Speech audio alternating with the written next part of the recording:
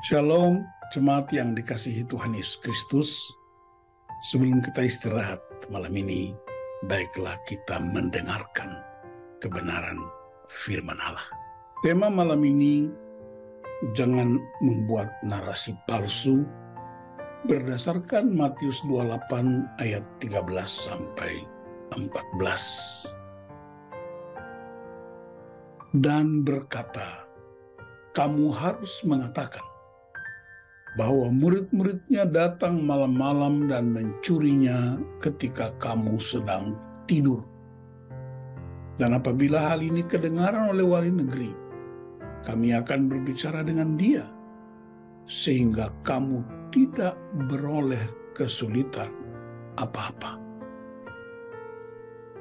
Saudara-saudara yang dikasihi Tuhan, kita belajar dua hal, antara kebenaran versus kepalsuan. Bagaimana caranya Anda bisa membedakan uang palsu dan uang asli? Dalam dunia perbankan ada istilah 3M, melihat, meraba, menerawang. Itu benar saja. Intinya untuk bisa membedakan mana uang palsu dan mana uang asli, ialah Anda harus mengenali uang asli. Dengan mengenali uang asli, maka Anda bisa membedakan mana yang asli, mana yang palsu. Di zaman Kaisar Nero, dia membakar kota Roma dan kemudian menyebarkan berita palsu atau hoaks, bahwa orang-orang Kristenlah yang melakukannya. Dan akibatnya kekristenan mengalami penganiayaan yang begitu hebat dan mengerikan. Banyak orang dibunuh yang kita kenal dengan istilah mati syahid. Mengapa Nazi Jerman pimpinan Hitler di tahun 1940-an begitu kuat dan berkuasa? Karena setiap hari mereka menyebarkan kebohongan atau hoax dalam masyarakat. Dan karena kebohongan itu terus-menerus diberitakan tanpa henti, maka kemudian kebohongan itu berubah menjadi kebenaran yang dipercaya masyarakat. Apalagi yang menyampaikannya adalah mereka yang berkuasa. Nah, saudara-saudaraku, dari 3 poin ini kita bisa simpulkan bahwa kepalsuan atau kebohongan atau hoax, jika dibiarkan terus-menerus, maka dia tidak hanya menjadi kebenaran yang dipercaya, tetapi dapat merusak sendi-sendi kehidupan masyarakat.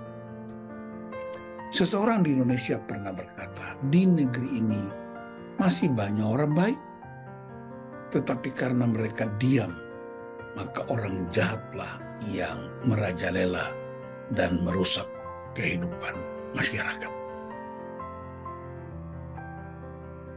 Dalam peristiwa kebangkitan Yesus, ada upaya untuk memalsukannya. Dalam Matius 28 ayat 13 sampai 14. Di sana ada usaha penyuapan, usaha membentuk public opinion dengan kebohongan hoax tentang mayat Yesus yang dicuri murid-murid. Dan yang amat mengerikan justru para pelakunya ialah para imam kepala dan tua-tua. Padahal mereka sesungguhnya adalah pemimpin-pemimpin umat, penjaga kekudusan Bait Allah, pemimpin ibadah, pemimpin penyembahan, pelayan mezbah, pelayan altar, mempersembahkan kurban, menghubungkan umat dengan Tuhan dan Tuhan dengan umat. Saudara perhatikan, persekongkolan mereka dengan para prajurit dan umat pada waktu itu amat mengerikan. Disitulah terjadi perjumpaan kuasa agama dan kuasa politik dunia. Ketika berjumpa dalam kepalsuan, maka akan terjadi kehancuran. Itu yang saya sebut dengan perjumpaan power and money.